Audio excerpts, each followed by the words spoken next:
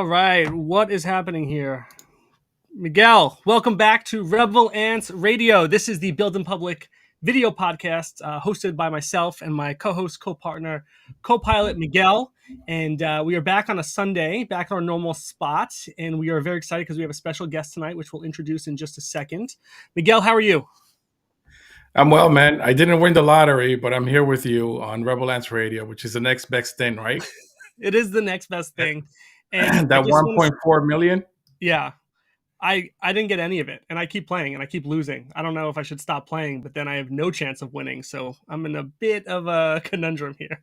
That's okay. That's like you buying NFT, so it doesn't matter. Yeah, always losing money. That's exactly it. Lottery and NFT are the same thing for me.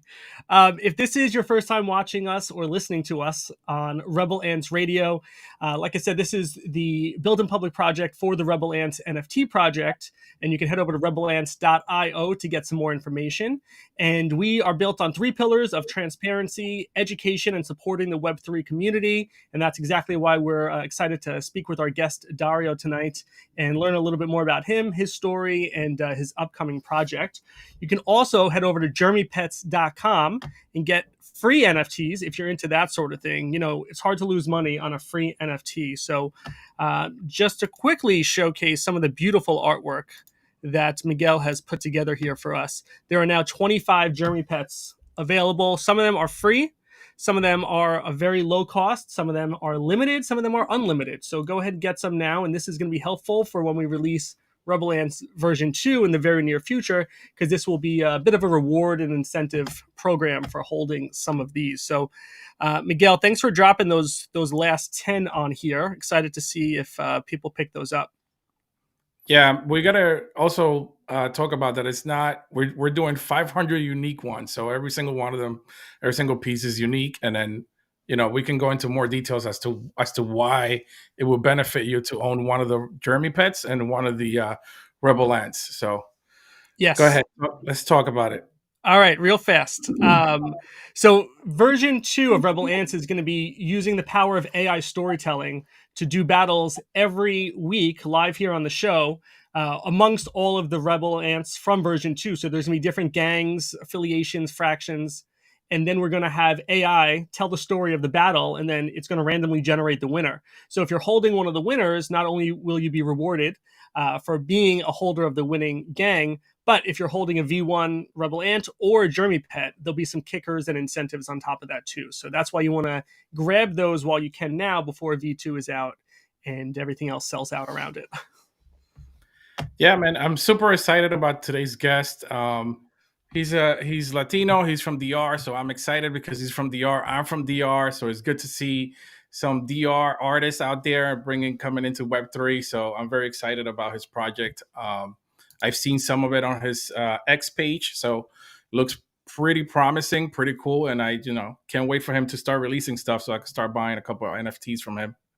I agree. I'm excited too. I'm definitely going to grab some once they're live, and excited to talk with Dario.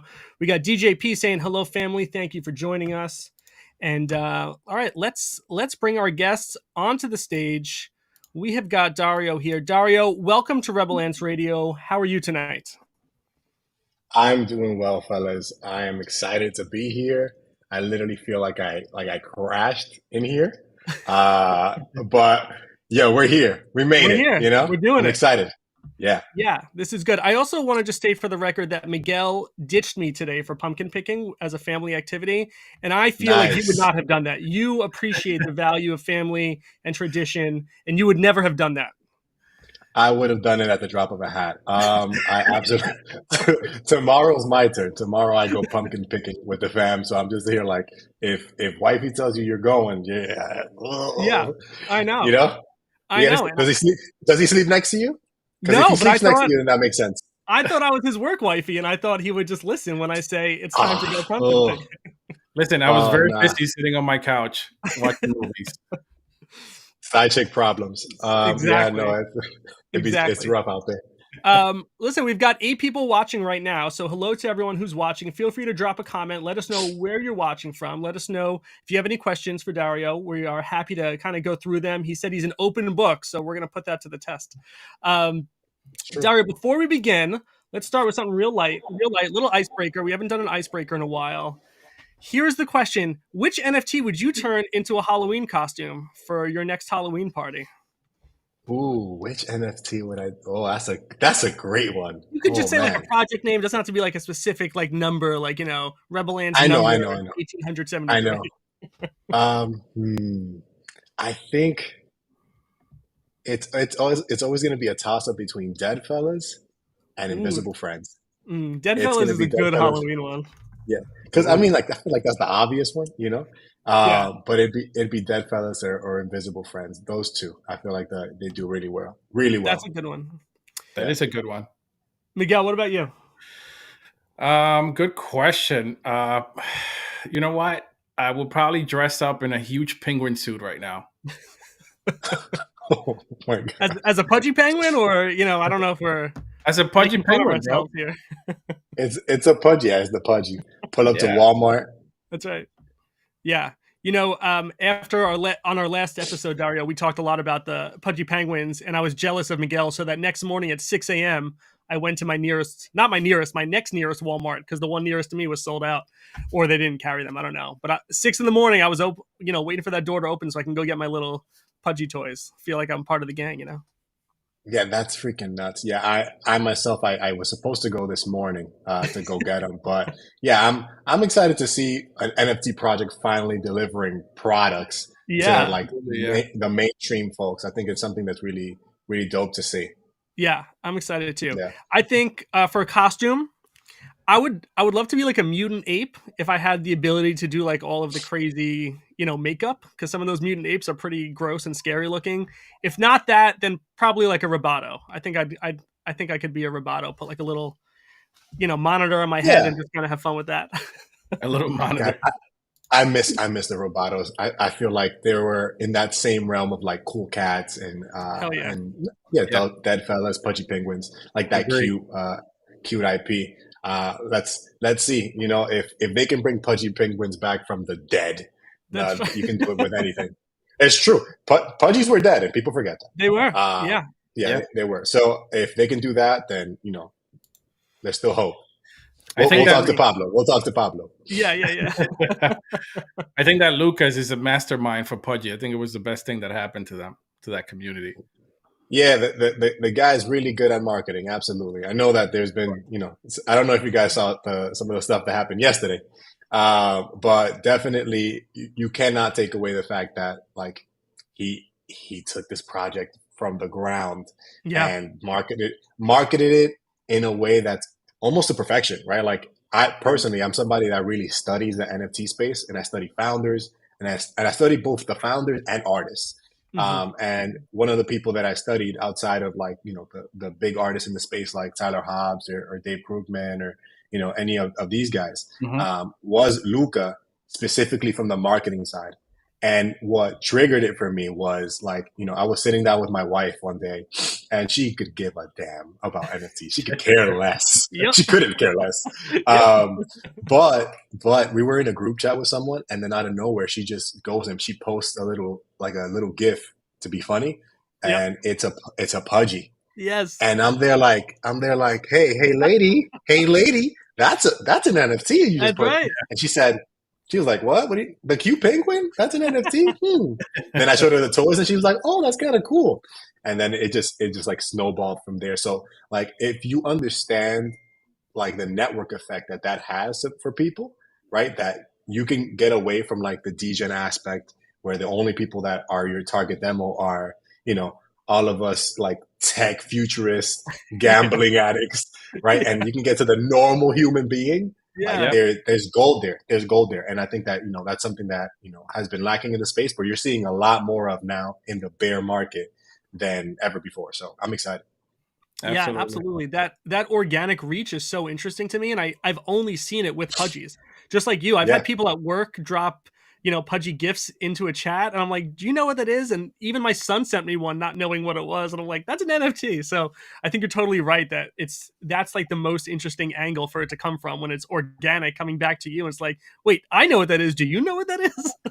Yeah, and it was done for free. Like Exactly. it wasn't transactional. It was none of that. Exactly. It was literally culture building. So Shout out to Luca for that. Yeah, very cool. Sure. All right, I'm interested in your background, especially because on your website, you call yourself a digital illustrator, NFT enthusiast, but you say that a lot of your influence comes from the cartoons you watched growing up. So, what are those cartoons that you were so inspired by? Oh yeah. So I was a Saturday morning cartoon addict. Yeah. So it was WB, right? Early in the morning. Fox Kids for sure. You might have the Disney XD, but that was like, when everything else was cooked and you already saw all the episodes. But I'm also a Cartoon Network like kid.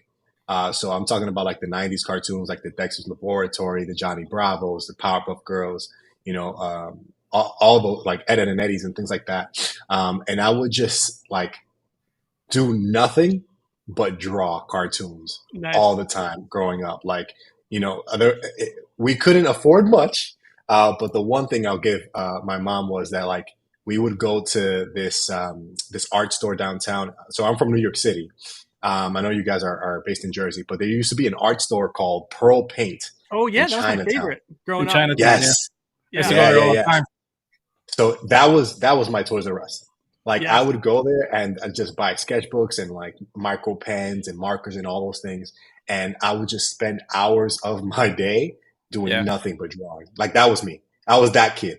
And yeah, those cartoons influenced me a lot. And then on top of that, since we're on that subject of like what's influenced me, um, it like I read a lot of books growing up, but on top of reading, I studied like the illustrations of a lot of books growing up, and a lot of artists. So of course, Keith Haring, you can see Keith Haring in my work for sure. Yeah. But there's Definitely. an illustrator. Yeah, there's an illustrator that's not as known in the art world, which is Tommy De Paola, and he's really well, like he's really famous in terms of children's books. So if you look up Tommy De Paola and you see his books, you're gonna be like, whoa, like I know I read these books growing up. And I used to like just study his art technique and his style. And when it See. comes to a lot of yeah, you can look it up. There you go.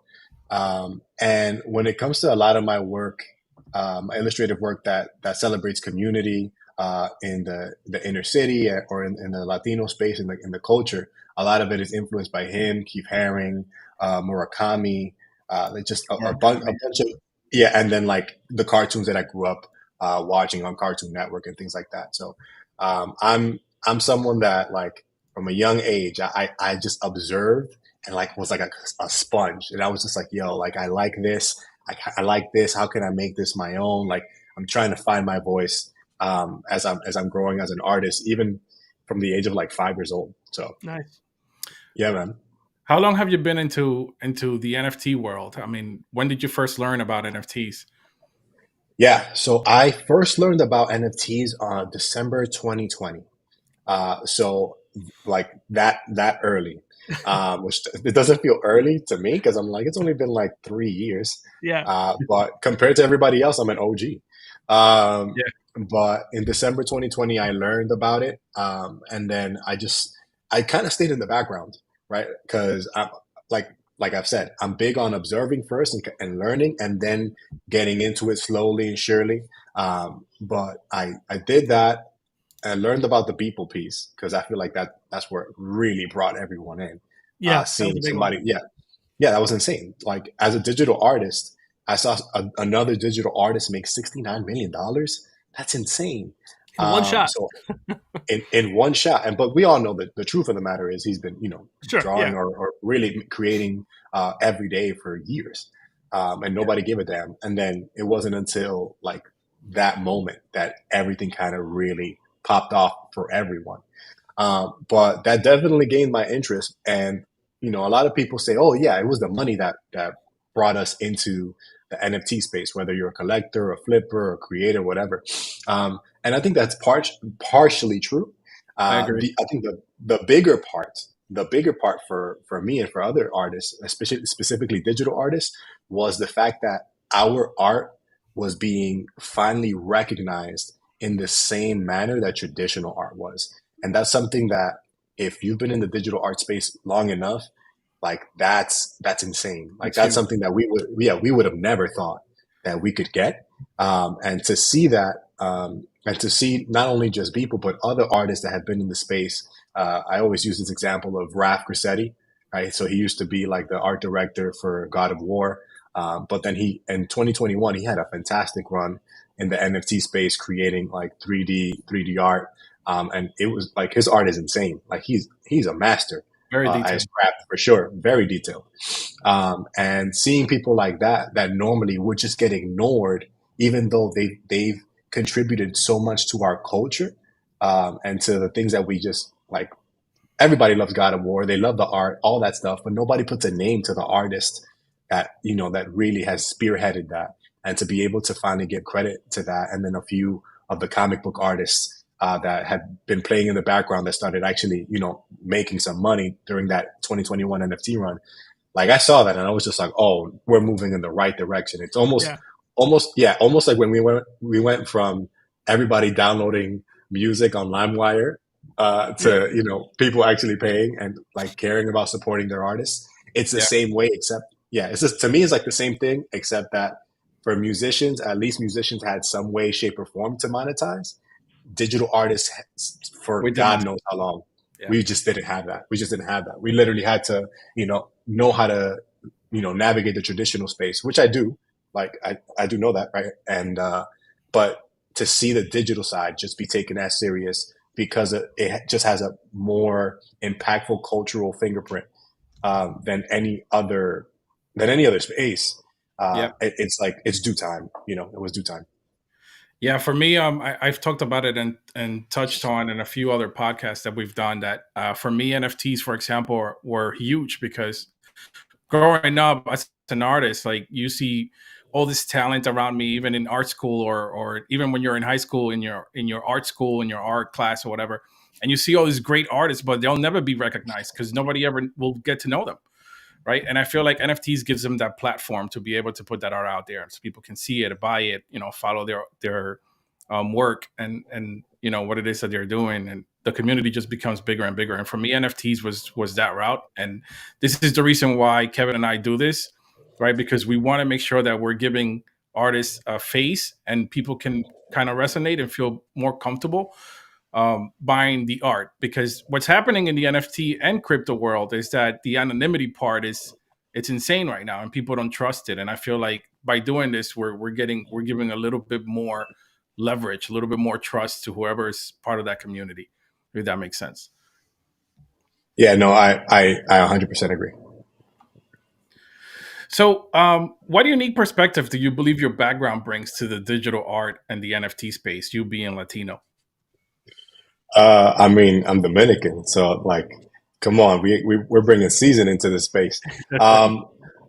So let me give you this example of like when I first started coming into the NFT space. So when I first came in, there was I believe it was an NFT Now event, and it was somewhere downtown near Baruch College. It was like 23rd Street or something like that.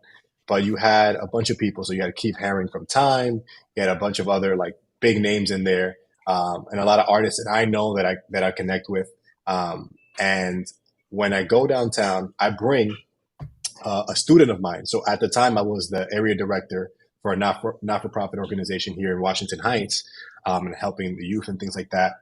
And I had one of my students, one of the high schoolers, that I wanted to like connect him to the art space and the NFT space. I'm like, yo, bro, come with me. I'll drive you down. Tell your mom I got you. All right, we'll sign permission slips, whatever it is. Yeah. Let's go. I want you involved, right? I want you to see, right? Because people did that for me, right? When I was coming up in the art game, I had mentors in the space, in photography and in the graphic design world, that they took this inner city kid and said, hey, put him in the galleries right now. Like, let him get used to this.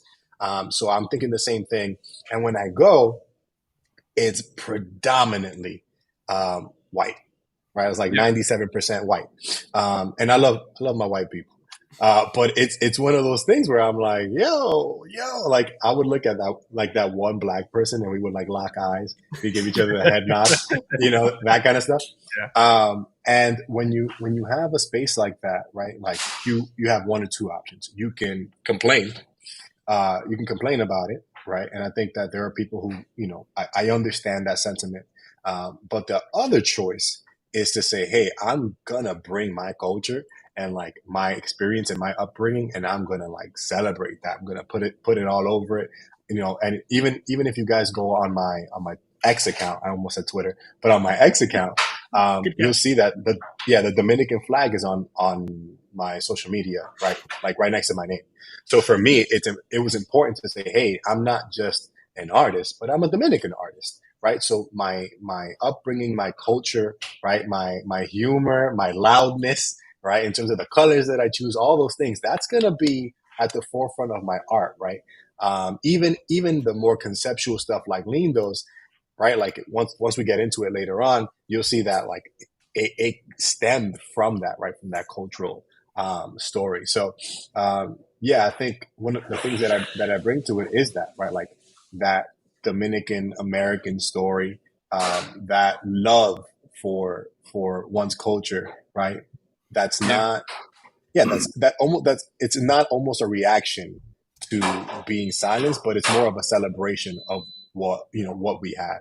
And I think that that's something that has been missing, because there's always like it always feels like there's this tension of like, hey, any art by a black artist or by a Latino artist has to be like activist in nature, or it has to be like Yeah. going against a culture or something like that, which I believe it has its place, right? Right. But to kind of pigeonhole black and brown folks, and specifically Latinos, to only that kind of art, I think does a disservice to so many people from different cultures to really hear our voices and see who we are. Yeah, I agree 100% on that. 100%. Can you share a story behind finding your creative animation studio? Because I know that we'll get into that into more details, and we'll show it, Yeah. on the screen. But it's interesting to me seeing that you're the founder of a creative animation studio, and that's something that's really cool, man. Like really cool to see. Yeah, so let's talk about it, because that's a great story about how we cut our teeth in the NFT space, and we launched in an interesting way. So the KHD Studios stands for Knucklehead Studios, and if like I hope people are watching this that have been riding with me for a long time, but Knuckleheads was my first like PFP collection in the NFT space.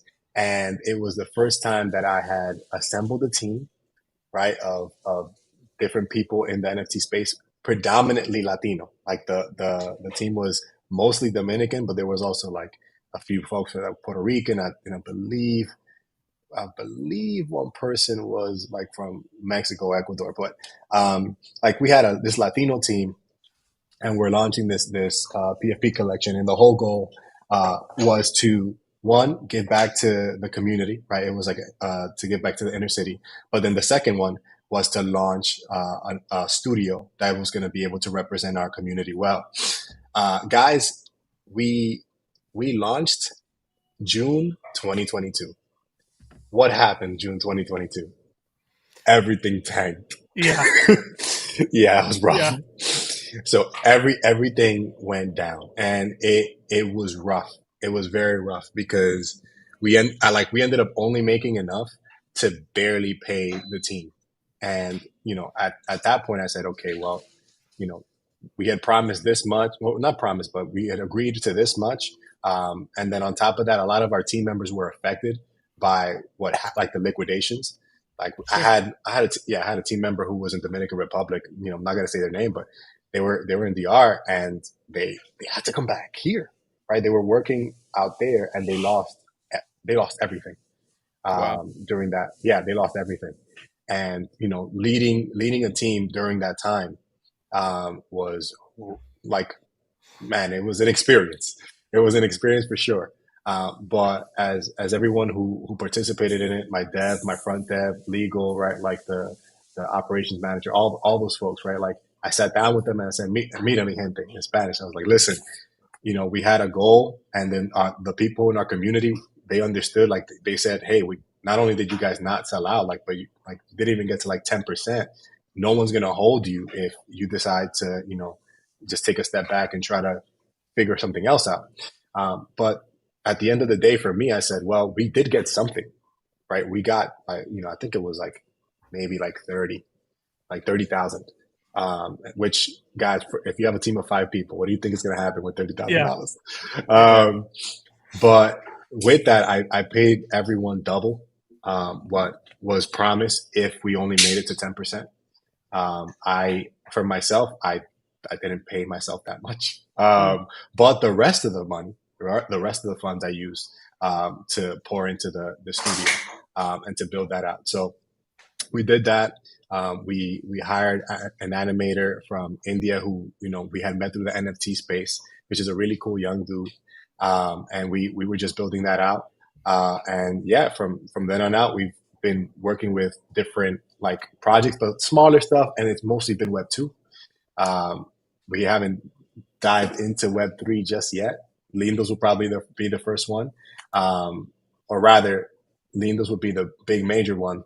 The Web 2/Web 3 project that we worked on was with one of these new buildings that was being built in the Bronx, where we created like an NFT, like an NFT print for the residents there that was exclusive only to the residents there. That's So cool. we onboard, yeah, dude, like it was super dope. We onboarded this company, which is like a huge property management company with like over $2 billion in assets and all this stuff.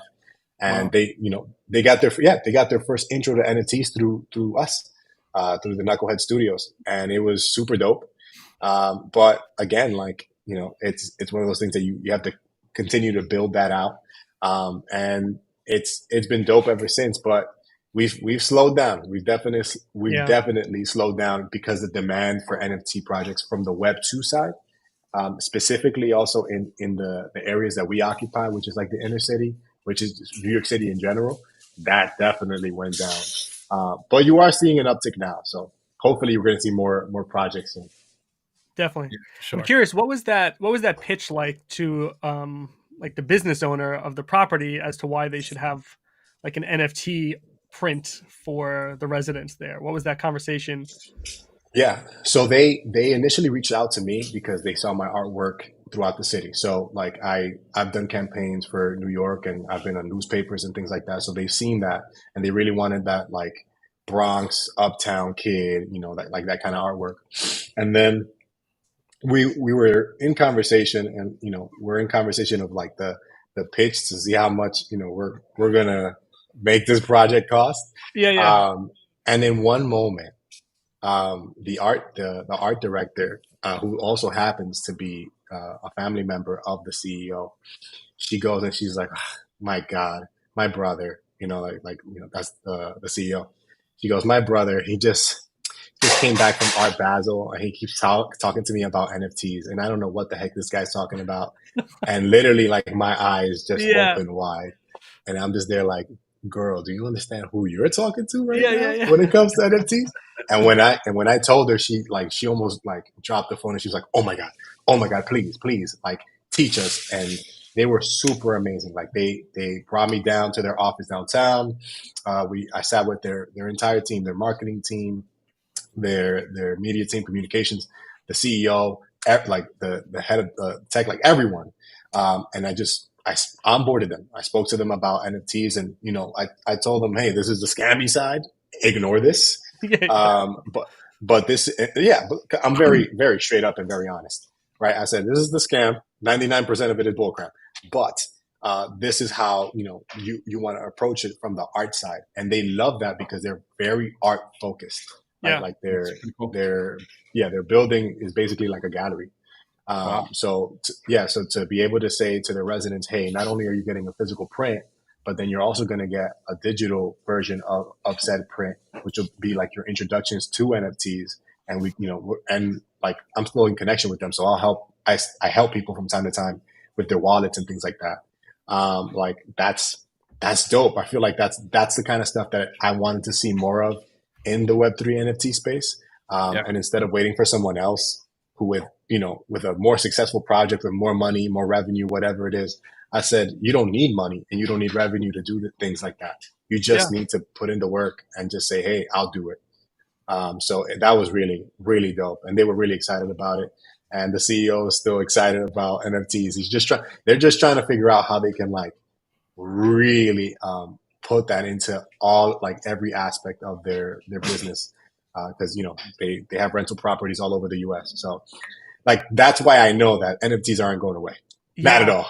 What Yeah. a cool use case. I've not heard of like Yeah. property owners. And now I'm thinking like, okay, could they have token frames in their lobby showcasing artists for when, Yeah. residents are coming in and just kind of decorate the walls of a lobby with your art or, any other artists It token frames NFTs. and not just that, but like they were even interested in like passes, right? Like creating Yeah. a pass for all their properties throughout the US, and then owners of that pass would get all this art and all this cool stuff, and on top of like the business relationship that they have with the local shops, things like that. Like their minds were spinning, and that's what they wanted to see.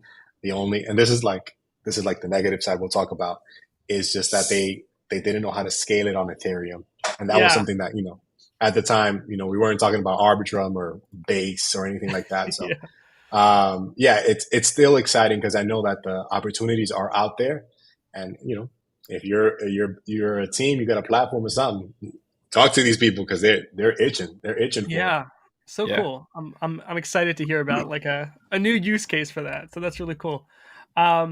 So I'll give you a chance to introduce Lindos, and what I would ask for you is explain what it is. What's the elevator pitch for that? But also, I'm curious to hear, what did you learn from launching Knucklehead Studios and some of your other digital projects that kind of is helping guide the launch of this project?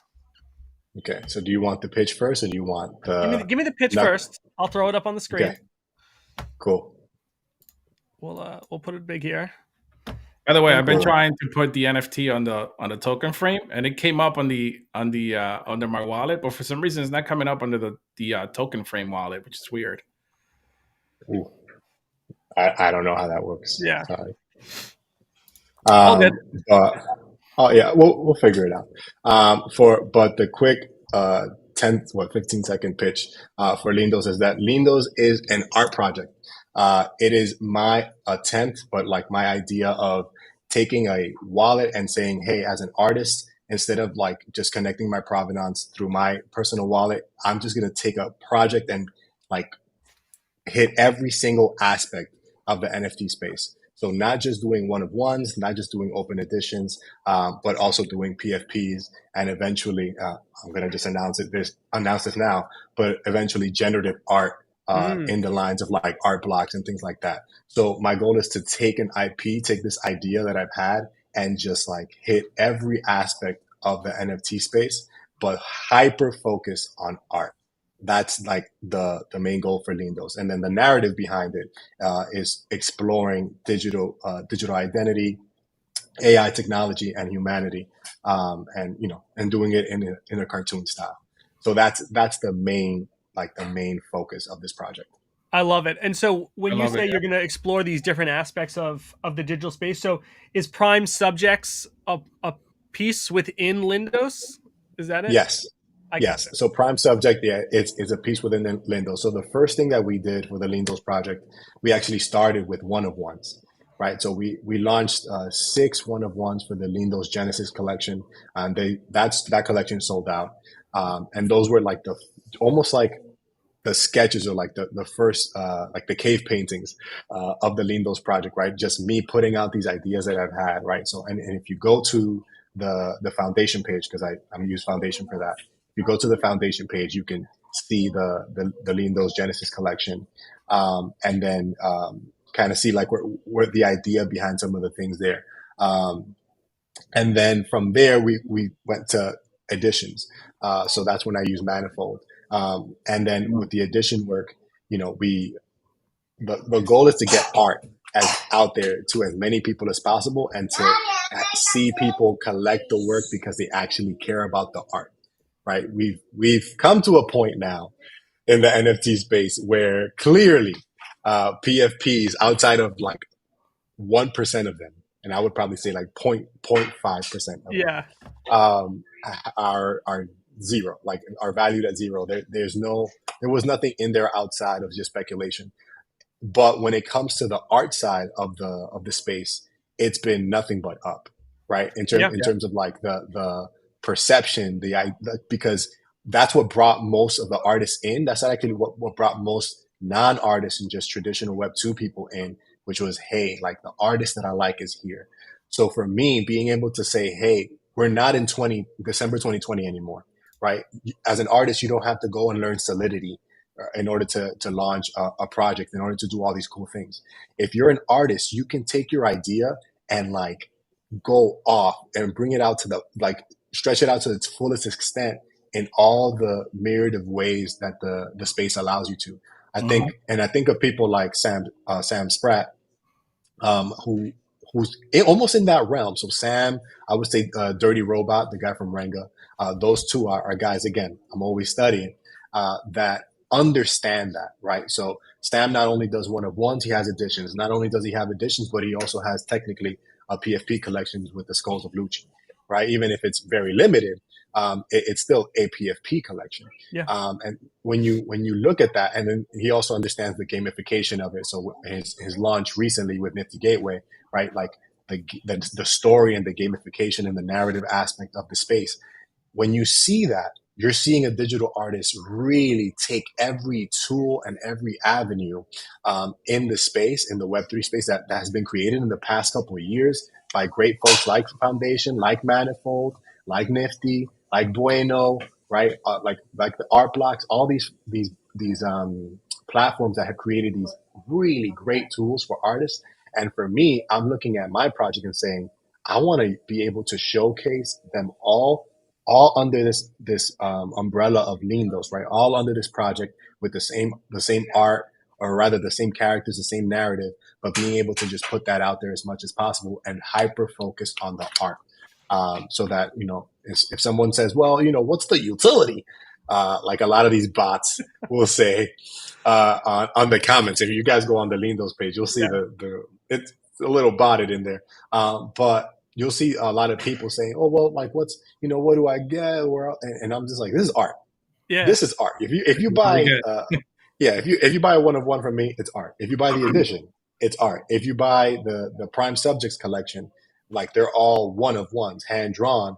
And even though they are a profile picture, like the intention is for you to use them as a profile picture, right? It's all art, because it's no different than if I literally take a sketch pad and draw it for you and then give it to you, right? It's not generated or anything, right? So the main goal of this project is to put this art out there and to be able to kind of show other artists, almost not pave the way, because I feel like other people are also paving the way, but really kind of like focus in and say, hey, you can do this with your own art, right? With your own project, and kind of go from there. Yeah. It's so interesting. What you just said about using all these different platforms, I think some people, and maybe once upon a time, even I would think that you see one artist launching all these different things. You're like, oh, they're just trying to make as much money as possible. But the way you're framing it is saying they're just exploring tools and they're looking at different ways to express themselves using those tools. So it's not necessarily an oversaturation problem. It's not a exploitative problem. It's just saying, what are these tools? And even those tools you just listed, they came out on a timeline. They weren't all always available at once. So it's like, oh, a new toy comes out. Let me play with it. Let me see how I can make it work and tinker with that, right? So there's that curiosity to say what's new out there that I can explore. And it all falls under the same theme. So you kind of have a sense of what is the output going to look like? Do I like this style? So I think that's an interesting take on it versus somebody saying, oh, they're just dropping another project, oversaturating their market. So I respect that approach. Yeah, and the idea of oversaturating in a space that's very, very small and very new is kind of funny to me. I think that if you were talking about someone like I think about people, and I'm like, if you tell people, hey, I think you're oversaturating with these with these everydays, he probably tell you a 4-letter word. Yeah. But I look at that, I'm just saying, what you want from an artist is for them to be creating all the time. That is what you want from an artist. You don't want an artist that's like, no, because it has to be perfect. It has to be that leads to death as an artist. You need to be able to like have those artists that are constantly putting stuff out there, constantly experimenting, right? And if you want a particular style, because there's a difference between being an artist and being an artist that you can sell. If you want to focus on a particular style, then what I'm doing is actually the way in the digital space, which is to say, hey, I'm going to take this idea, right? Like the Lindos project, like that's not the only type of art that I do, right? That's not the only subject matter that I focus on. Right. But I've had this idea for so long, but I really want to be able to say, hey, this is this idea, and I'm gonna like take it to its fullest extent on this wallet, right? Because the Web3 space gives us that provenance, right? Like that ability to really track it. Right. And everything that's associated with this project is with this wallet, right? And after that, if I do something else with another project, that's cool. I'll create another wallet for it, right? And that's a way for artists to really distinguish projects, right? Not just from a collection perspective, because you can have multiple collections on your personal wallet, and I have that too. But I think that for me, I think the next step for artists is what I'm doing, where you go and say, hey, like I want to explore this idea, right? I'm going to create a new wallet, new everything. Everybody's going to know it's me, right? I'm going to say it. And then from there, be able to just go off and create as much. And then, one day, and I do plan on not, creating things for Lindos anymore, right? Like to be able to say, hey, this is done. I'm not going to make it like the One Piece anime where we're going decades later. But be able to say like, hey, this is done.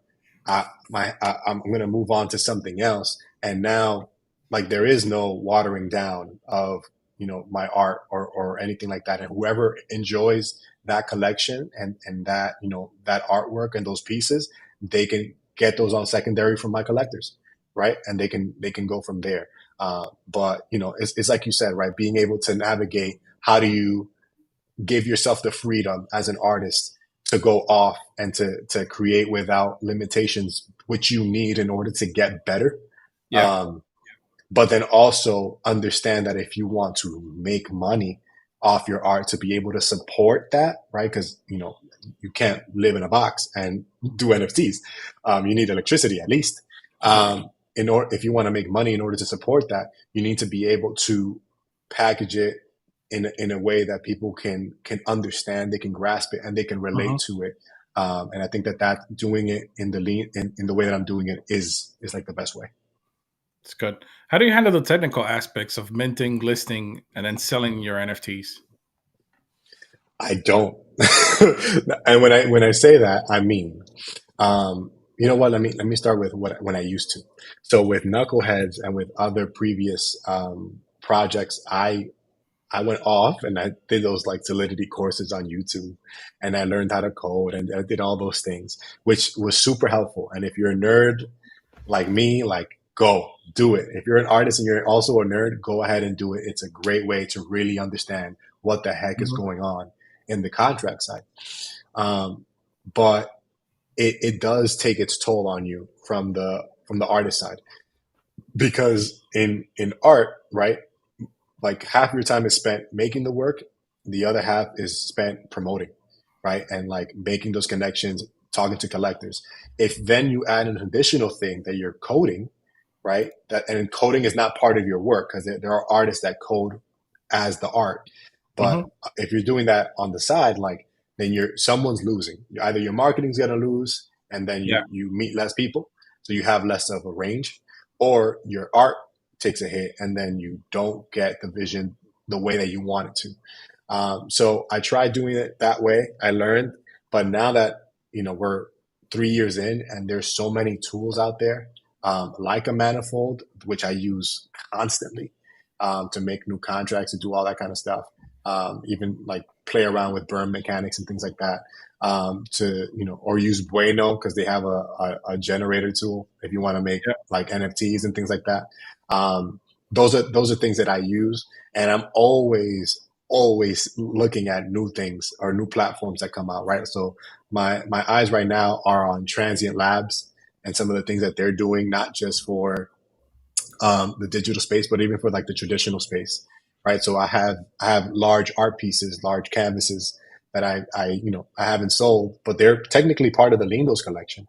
And they're able to track it, with their Trace protocol that they just launched recently. So those are things that I'm constantly looking at. But in terms of what I use on my day to day, it's manifold. It's manifold. It's Foundation. It's Bueno.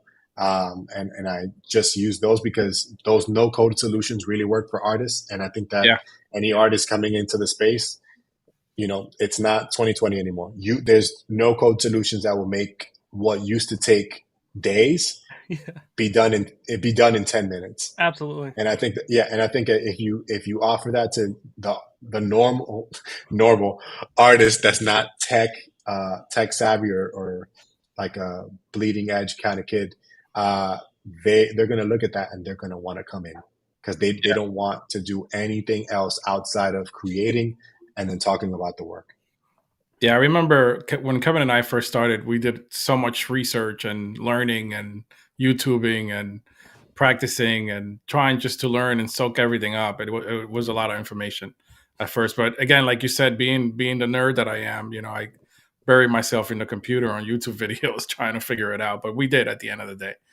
So in what ways do you plan to engage with the NFT community, both locally and globally?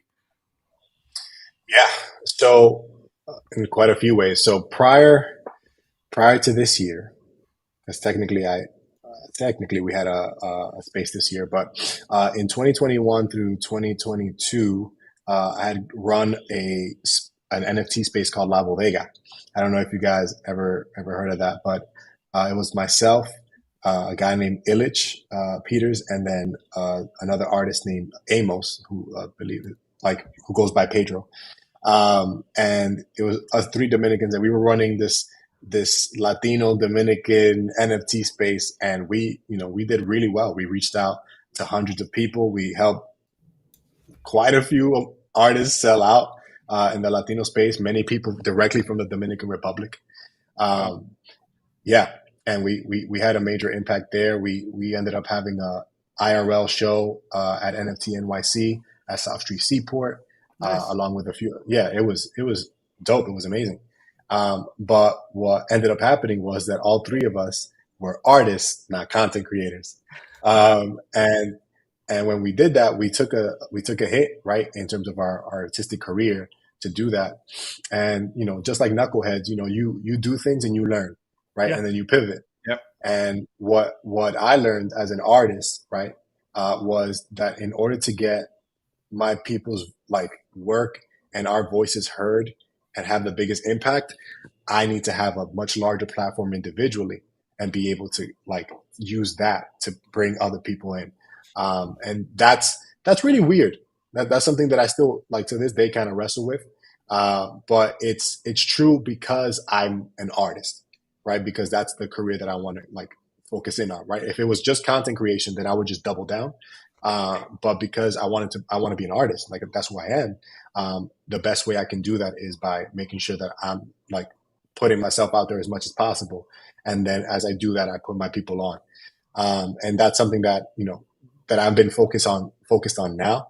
And then on top of that, from a more IRL perspective, is being able to talk about these Web3 initiatives and the things that are happening in the NFT space with artists, from the block, the people that from the Northern Manhattan Arts Council or things like that, right? Being able to have those conversations with them, because most of them still think it's all a scam, it's all bull crap. And I tell them, I'm like, yo, 99% of it, yeah, for sure. I'm with you. Mm-hmm. But I also tell them, but who doesn't think it's a scam? Facebook, the CEO of Instagram. Right. Yeah, right? Like Google, the people who are in the background while everybody's laughing, they have their own blockchains running. They're trying to figure out ways to institute this. This is coming, whether you want it or not. And it would be awesome if the people in the Latino community, right, and the places that I came up in, would not be left behind again in these technical movements. But instead that we would already have advocates and ambassadors in these spaces that, would be able to give us a leg up, and that, we'd be, at the very least on par or an equal footing with our brothers and sisters from other spaces, other races. And that's something that matters to me. I know that for other people that doesn't matter that much, but I know that for me that does matter. Yeah, I love that idea of like creating that equity for everyone, seeing that this wave is coming, right? Like this wave of Web3, whatever it is, right? And you've been in the NFT space for 3 years. I've been buying crypto since 2010, and Miguel's been buying since 2009. But like, it still feels early in that wave. So like, y'all been in here since 2009. Just am making a I lot of talking to bad millionaires? decisions. It's just Am I talking to bad millionaires? decisions is what I've made for the past 15 years. No. So. Did you buy pizza with Bitcoin? No, I bought. I've told the story, but I bought. It was 2012, and I was trying to show my wife like how cool Bitcoin is. And look, Overstock.com lets you buy things with Bitcoin. So let's buy this painting that's normally $200 with Bitcoin. That painting is now worth the value of my house. Like, Oh, it is what it is. It is what it is. It is what it is. Yeah, I am still diamond handing. Yeah, I didn't diamond hand. I'm paper hands for sure. No, I mean I did take some out just to figure out, like, get my feet wet with taxes and see what happens. And I bought my house, did a couple of things, but nothing major. I mean, I'm still holding tight, seeing what happens in the future. I'm a firm believer of just waiting. I gotta try that. Just wait. DCA, and that's it. Yeah. And having nightmares at night. Oh no.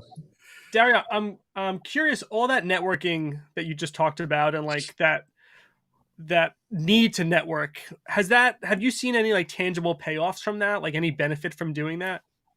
Yes. That's an instant yes. Yeah. Tell us more. So when I was running La Bodega, right, I was definitely networking, and people knew my name. And even if you go right now on Twitter, right, and you check the people who follow me, there's some of the biggest names in the NFT space, right? Even though my following isn't the greatest, the people who do follow me are, they know I've been around, and I've been in, like in multiple in real life spaces, and been a panel guest and done talks and done all this stuff, and I never really connected the monetary side of it to it, right? Or like the impact side of that to it. And I think that the reason why is because, again, I focused on trying to open the door for other people, right? And when you open the door for other people, you never end up going inside. Because what happens is that a line of other folks are just going to come in, and Agreed. like unless you eventually let go of the door, right, and go, like, you're not going to be able to do it. And what I learned was that the best thing to do is to open the door and stick something, like, to wedge it, and then go in, right? And the only way you can do that, right, is if you have like the resources and like the almost like you just have the resources to do something like that.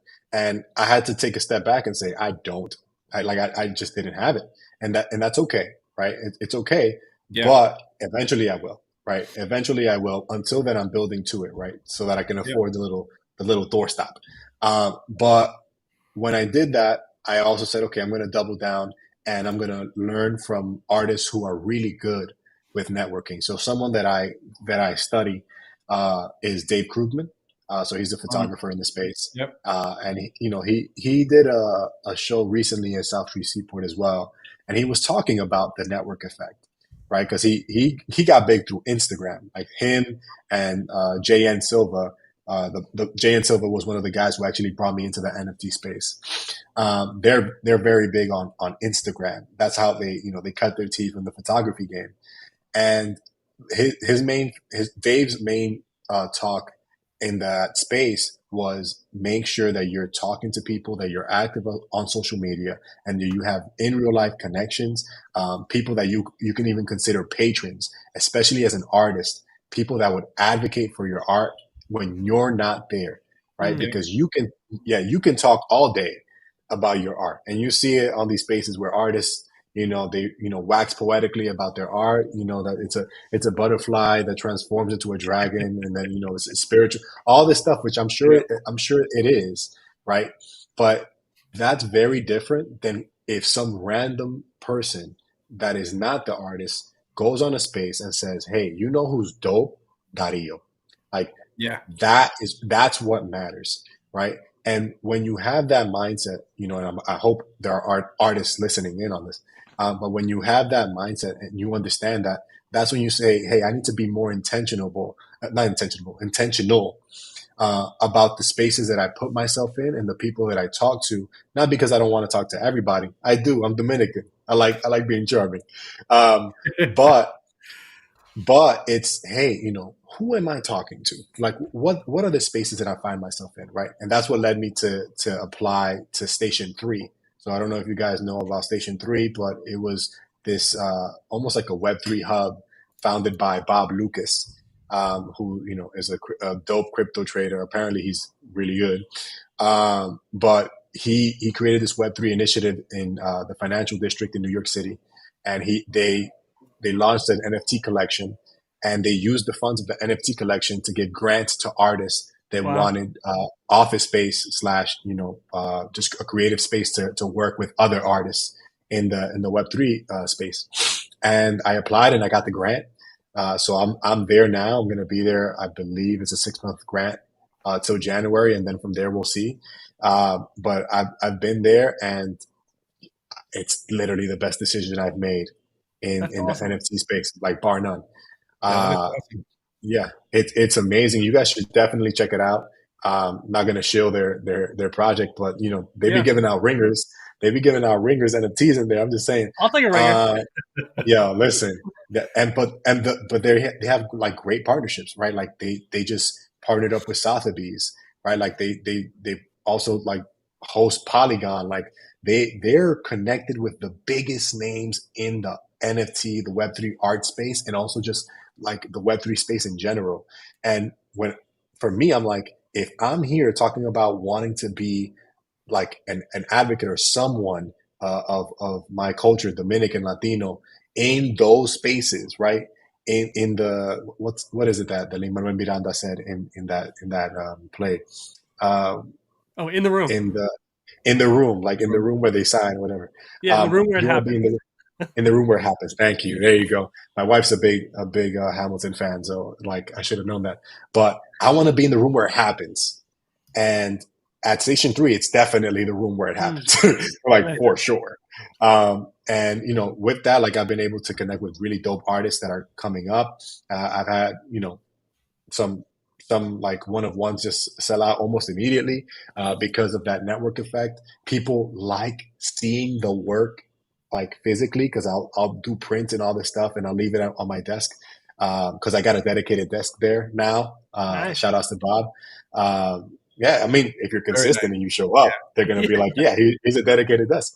Um, and I have prints there and all that stuff, and I'm doing everything I had learned from the traditional circuit, right? Which is like, hey, be consistent, show your work, give things out for free, like a postcard, a print, whatever it is, like the things that I already knew, right? Because we're talking about interacting with human beings. Yeah. And then from there, being able to build and have that network effect of people that know me personally, but also like and love my art and have connected to it. And then from there, when I'm not there, they're advocating for me, right? And even the last, I got like 20 seconds, but the last example I'll give of this is Brian Brickman. You guys know Brian? I don't think so. Doesn't sound So familiar. he just did Pull them up. a bunch of collections with, I believe, I know it was Transient Labs or Prohibition, but he just had a solo gallery now. So we have Brian Brickman. He's definitely well known in the Web3 space, but he's an illustrator as well. But Brian reached out to me just a few weeks ago, and he was like giving me work, right? Like that someone else had gone to him for a huge Web2 company that I'm not going to mention Wow. now because there was an NDA. And even though it didn't all go through. The fact that like Brian Brickman hit me up personally on my DMs to say, hey, you take this, right? And you can go and cook from there. Like that means that I'm doing the right thing. And Yeah, I for hope, sure. yeah. And I hope that like if there are artists in this space, especially if you're Latino or Latina or Latine, um, if you're in this space and you're like, oh man, I just feel like no one's listening, or I'm just not having success. The first thing I would tell you is, yo, you can you can sing a beautiful song in the middle of the forest, and if nobody's there to listen to it, it doesn't matter Yeah. how Yeah, much you've worked on your song. You need to like get out of your shell, get out of your house, go to these in real life events, go talk to people, or even if you're just on Twitter Spaces, introduce yourself. Like you need to get out there because that's like 60% of it. yeah. For I the mean, other 40% is the talent and the art, but mostly it's just like people want to know who you are you because when are. they're buying your piece, they're buying you. Yep. Yeah. We've definitely met like some really great artists just doing the show itself. We've built some like really good relationships, and hopefully we get to build a good relationship with you. We think that you're a great artist. We think that your project looks amazing, looks very promising, and we just can't wait to really see it in action. What advice would you give other artists from underrepresented communities looking to enter the NFT space? Yeah. I would tell them almost everything I said like in the last few minutes. Just be in these spaces. It is uncomfortable, but you're in order to do something or to be something you've never been, you need to do something you've never done. And Mm. Yeah, that means that you have to put yourself in a place where it's not like you're not culturally comfortable, right? Like these people aren't dancing bachata. They don't know what hookah is. They don't like but they might know hookah, but they don't know, right? Like certain cultural things. You need to be okay with being uncomfortable. You need to be okay with rejection because most of the time it's all going to be rejection, right? But once you're okay with that, and the best way to be okay with that is through practice, right? Like put yourself out there in uncomfortable positions. Put yourself out there. Talk to people you don't know, right? Like introduce yourself at a party where you don't know anybody, right? Things like that. Um, you have to do that work. Go to different gallery spaces. Support other yeah, artists, right? Like do that work, and then like as you do that, talk about your art, like talk about what you're doing, and be comfortable with talking about what you're doing, because that was my problem was I'll go to those spaces, I'll do those things, but I'm gonna like almost pivot and I'm gonna talk about someone else's art. I'm gonna like almost like a humble paralysis, right? Where you're kind of hyping someone else's art up, but then you don't talk about your stuff, which in theory sounds like you're a really good person, right? But what ends up happening is that you end up not being looked at or kept at top of mind as an artist. You're only looked at as a Right. fan. Right. yeah, And and if you're an artist and you need to feed yourself, you need to make sure that like people know, hey, I'm an artist. I do this. I have a product, and that product is prints. That product is merch. That product is I do murals. That product, whatever it is, people need to know what you're doing so that they can say, hey, I like what he's doing. I like what she's doing. This is dope. Maybe I buy a print. Maybe I buy an NFT. Maybe I hire them for some XYZ thing. Like those are things that you should keep in mind. Awesome. I wish we had another hour to chat with you because I really wanted to also like dive into yeah. the personal side of your life and how you manage being a father and a husband and the artist and the business side of it. So maybe we'll get you back on here for a future episode to talk more about just managing life as an artist. Of course, even though right now, like I got two knuckleheads that are supposed to be sleeping, I gotcha. standing I right gotcha. next to me. Well, But like, yeah, that would definitely take another hour. yeah. So listen, before we let you go do the most important job in your life, where can people find you? What should they be looking out for? When is Lindo's dropping? What's next? What do you want us to do? Absolutely. So people can find me on Twitter at Art by Dario on X.com. Bye, Hey, guys. Um, they can, yeah, on X.com. On Instagram, same handle, by Dario. If you want to check out my site, it's studiodario.xyz. That's where you can check out my portfolio. You can get prints of my standard work. And if you're interested in Lindos, you can go to lindosnft.com. You can learn more about the project. In terms of the drop date, that's going to be announced soon. It's not going to be dropped today, but we're going to announce it this week, I promise. And then from there, yeah, like just tune in. There's going to be more open editions or really limited timed editions that are going to drop. And this week I'm doing a curated drop with Nifty Kit. Nice. I got chosen by Mike Mongo and a few other artists. So there's going to be a curated drop with Nifty Kit. And that's happening, I believe, October 13th. Nice. And there's going to be a space on it October 10th. So that's it. I keep telling Kevin that one of these days we're going to have to do a meet, because we're meeting so many artists and people from around the same area where we are. So it'll happen one day, a Rebel Ants meet. Yes. Let's do it. It.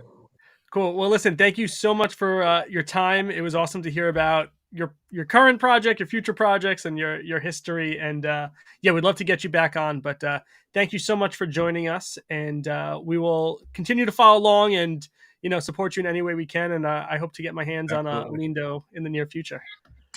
Awesome, gentlemen. Thank you so much. All right. Well, thank you. Have a good night, Miguel. Good night. We'll see you all later. Good night, everybody. Bye. Good night, everyone.